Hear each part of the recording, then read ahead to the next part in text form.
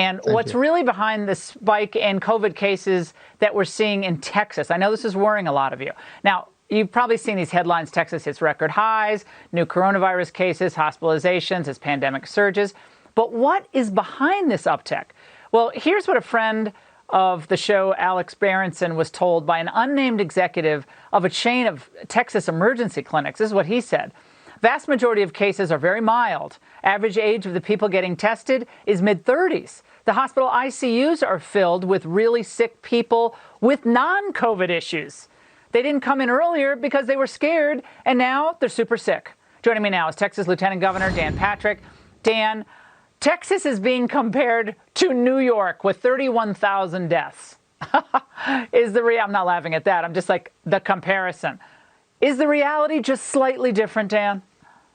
Reality is a lot different. We've had 2,424 people die, and New York has had over 31,000. Even California has had almost 3 times as much as Texas. And remember, Laura, those 2 states have been locked down the whole time while we have been open. So locking down doesn't work. If it did, those 2 states would be doing better than Texas. Fauci said today that he's concerned about states like Texas that skipped over certain things. He doesn't know what he's talking about. We haven't skipped over anything. The only thing I'm skipping over is listening to him. You know, you have a lot of doctors on your show from day one. Your doctors have been right almost every time, and he has been wrong every time on every issue. I don't need his advice anymore. We'll listen to a lot of science. We'll listen to a lot of doctors, and Governor Abbott, myself, and other state leaders will make the decision. No, thank you, Dr. Fauci.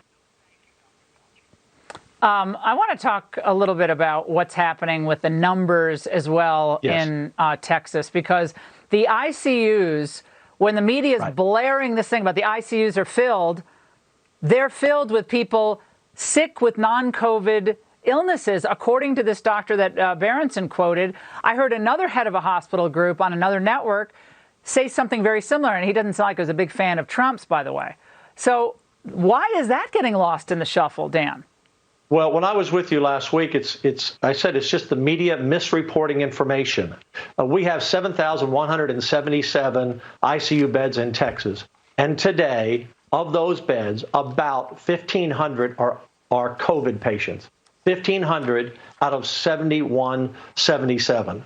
So it's about 25% of the people in the ICU. Most people in the ICU, Laura, are not there because of COVID. Again, we're seeing we had a record high today in cases. We had a record high in hospitalizations. But in our deaths, over the last 3 days, we've had 58 deaths. Every life is important, but that's less than 20 a day.